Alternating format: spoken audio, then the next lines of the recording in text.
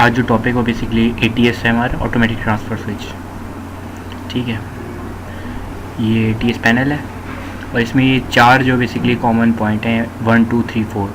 2 में आपकी 220 वोल्टेज लगेंगे AC और 2 जो है रिमोट के लिए यूज़ होगा, जो जनरेटर्स आएंगे। और ये कुछ रिले लगी हुई हैं और 3 टाइमर हैं।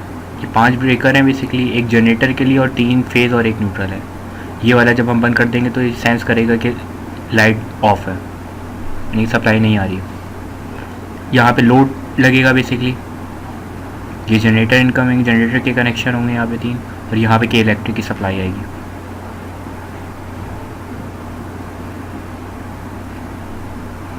ये सिलेक्टर है बेसिकली, ये मेन ऑफ और ये फॉर ऑटो के लिए, ये लाइन 1 लाइन 2 लाइन 3। अगर इसमें से कोई एक फेज़ चले आप किसी भी सिलेक्ट कर देंगे वो फेज़ यूज़ हो रहा होगा तीनों के लिए।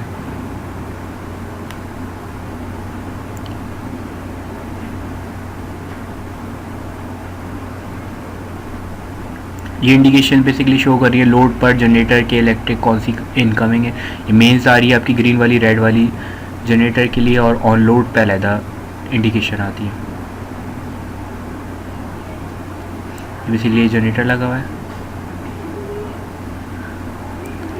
अच्छा, ये बेसिकली इसमें बैटरी की चार्जर के लिए यहाँ से पॉजिटिव नेगेटिव लिया जाता है, और यहाँ पर एक AMF लगता है, वो अभी लगा हुआ नहीं है इसमें, फिर इंशाल्लाह जब लग जाएगा फिर उसमें दिखाएंगे। इस पैनल में लगा होता है, इसमें बैटरी चार्जर भी रखा होता है जिसमें 220 यहाँ DC से लेते हैं और 12 वोल्ट लेते हैं सॉरी, और 220 इसको प्रोवाइड करते हैं के इलेक्ट्रिक से।